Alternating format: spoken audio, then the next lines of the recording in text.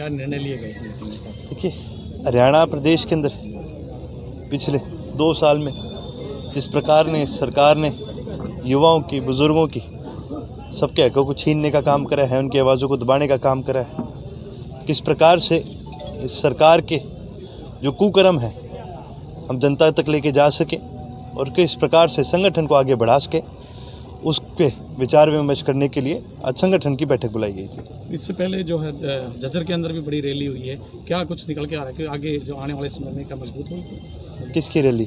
इनेलो को जो है मजबूत होगी आगे? इनेलो तो जी दिन प्रतिदिन हमारा काफिला बढ़ते जा रहा है, दिन प्रतिदिन हमारे ज्वाइनिंग के जो कार्यक्रम हैं बढ़ते जा रहे हैं। आज संगठन की मीटिंग भी थी, पर उसके बावजूद भी आज कई ऐसे साथी हैं जो संगठन के अंदर जुड़े हैं। यहाँ से भी जो हमारे कार्यक्रम हैं वो गांव-गांव के बनेंगे और जितने भी हमारे साथी हैं जो जुड़ना चाह रहे हैं, क्योंकि आज के दिन जैसे कि मैंने कहा, भारतीय जनता पार्टी और जजपा की जो ये ठगबंधन की सरकार है, इसके कुकर्म को देखते हुए जिस प्रकार से कांग्रेस के अंदर आज केवल हरियाणा में नहीं बल्कि पूरे देश के अंदर कांग्रेस पार्टी के अंदर फूट पड़ी हुई है, इन चीज़ों को मद्देनजर रखते हुए आज के दिन हरियाणा की जनता एक विकल्प ढूंढ रही है और विकल्प के रूप में आज के दिन सबसे मजबूत अगर कोई संगठन है तो वो इंडियन नेशनल लोकदल है।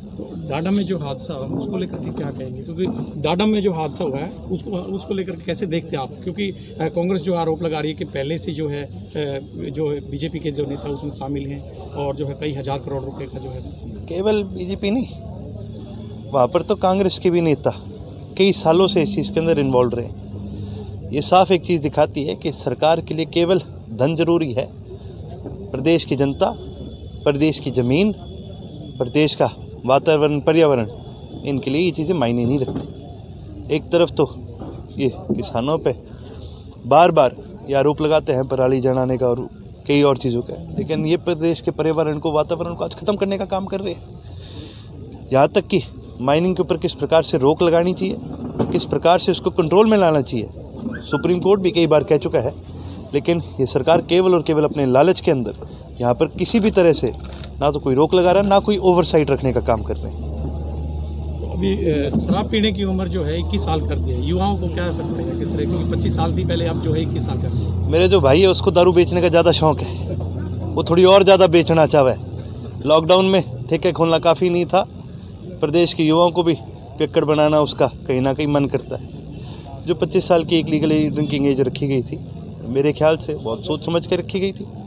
क्या विचारधारा से ये रखी गई है, क्या सोच करके ये रखी गई है, अगर पूछा जाए तो युवाओं की बात नहीं करते, वो केवल रेवेन्यू की बात करते हैं। तो साफ ही जाहिर करता है कि इसके पीछे जो मंशा थी वो केवल और केवल रेवेन्यू को इन्होंने दिमाग में रख के करा।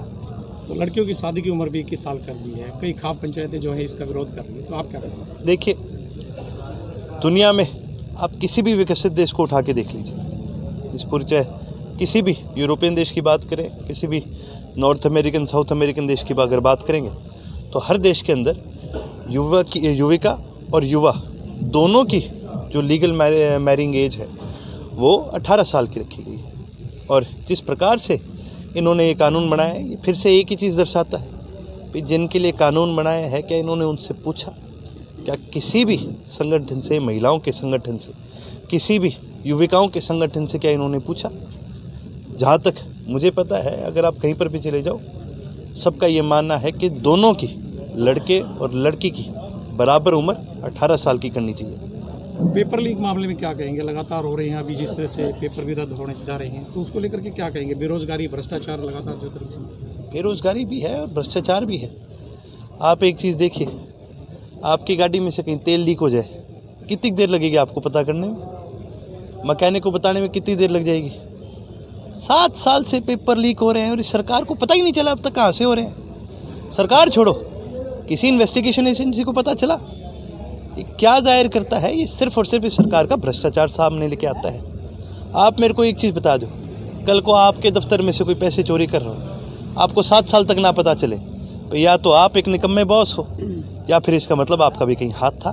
तो या तो ये सरकार निकम्मी है, या फिर इस सरकार का इसके अंदर हाथ है। ये तो कह रहे हैं कि भी हमने जो भी इसमें शामिल थे उनको सबको जेल में कर दिया, दे दी सजा। शामिल ये खुद है, इनके मंत्री खुद है, इनके अफसर खुद है। HPSCC के दफ्तर के अंदर पैसे पकड़े गए हैं। कहाँ इन्वेस्टिगेशन हुई? आप मेरे को कोई इन्वेस्टिगेशन की रिपोर्ट ला के दिखा दो। आप मेरे को किसी इंडिपेंडेंट एजेंसी की किसी भी प्रकार की इन्वेस्टिगेशन की रिपोर्ट तो ला के दिखाओ। ये तो कह देते हैं और ये सोच रहे हैं कि लोग तो बावड़े बैठे हैं। कि हमने कह दिया और लोग मानेंगे? लोग इतनी आसानी से नहीं मानेंगे। आप इस प्रदेश के एक बार युवा से पूछो तो सही, कितनी माड़ी करी है इन्होंने। जो परिवार पहले अपने बेटे को पढ़ाते लिखाते हैं, अपनी बेटियों को पढ़ाते लिखाते हैं, फिर उनको कहा जाता है कि यहाँ पेपर नहीं देना, तुमने 300 किलोमीटर दूर जाना है, तुमने 200 किलोमीटर दूर जाना है, उनसे वो खर्चा करवाते हैं, उनके पेपर लीक करवाते हैं, उनकी जो भर्तियाँ होनी होती है वो रद्द करने का काम करते हैं, और उसके बाद भी उस युवक को जो पहले से ही बेरोजगार है उसको बोलते हैं पैसे देने का काम करो। कितनी शर्मनाक चीज़ है। इस सरकार को, मुख्यमंत्री साहब को अपना रेजिग्नेशन देना चाहिए इस बात के ऊपर। इतनी शर्मनाक चीज़ है। इन्होंने इस देश के, प्रदेश के भविष्य का नाश करने का काम करा है। आपको पता है हरियाणा प्रदेश के अंदर कितनी बेरोजगारी है? 35%। हर 100 लोगों में से 35 लोग आज बेरोजगार हैं, और वो 35 के 35 इस प्रदेश के युवा हैं। इन्होंने इस प्रदेश के युवा के साथ धोखा करा है, उनको लेट डाउन करा है। ये सरकार लायक नहीं है चलने के लिए। इन्होंने कहा 75% जो है हरियाणा के रोजगार मिलेंगे युवाओं को। कितने युवाओं को आप जानते हैं जो लग गए इन 75% में? आप मैंने 4 ला के दिखा दो सारे प्रदेश के अंदर, मैं मान जाऊँगा। आप चलो मेरे साथ गुड़गांव, यहाँ नहीं गुड़गांव चलो, गुड़गांव आप मैंने 10 बाड़क ला के बता दो कि जी ये इन 75 में हैं जो लगे। ये कानून बोलने की बात नहीं होती, कानून को इन्फोर्स भी करना होता है। आपको पता है इस कानून के अंदर क्या क्लॉज है? अगर कंपनी लिख करके दे दे कि हम ये नहीं करना चाहते तो सरकार उसकी बात मान लेगी। फिर ये कैसा क्लॉज हुआ? आप एक चीज़ देखो, ये कैसा क्लॉज हुआ कि आप कहते हो कि नहीं जी 75 का हमने कानून बनाया, पर आपकी मर्जी है देख लेना करना है कि नहीं करना।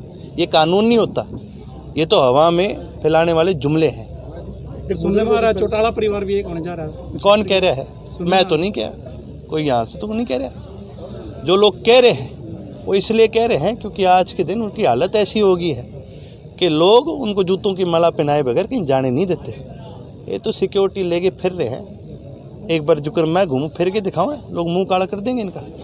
आज इनके पल्ले कुछ नहीं बचा, तो आज इनको परिवार याद आ जाता है। लेकिन चौधरी ओम प्रकाश चौटाला जी ने और इंडियन नेशनल के एक कार्यकर्ता ने जो धोखा इन्होंने करा है, हम सबको पता है। गद्दारों के लिए इस पार्टी के अंदर कोई जगह नहीं है। मैं भी आज गद्दारी करता हूँ तो मेरी भी इस पार्टी के अंदर कोई जगह नहीं होगी। ठीक है, ठीक है। बहुत बहुत धन्यवाद।